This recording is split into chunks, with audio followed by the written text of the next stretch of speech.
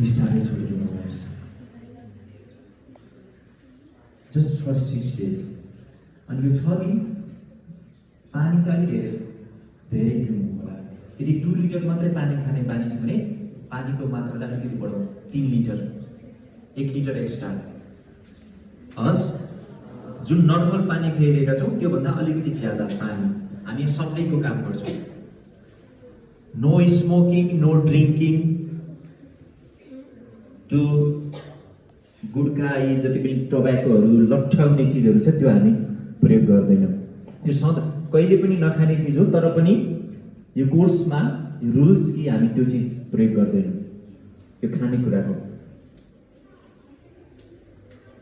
अनि अन्डा पनि नन भेजमै पर्छ। ओके।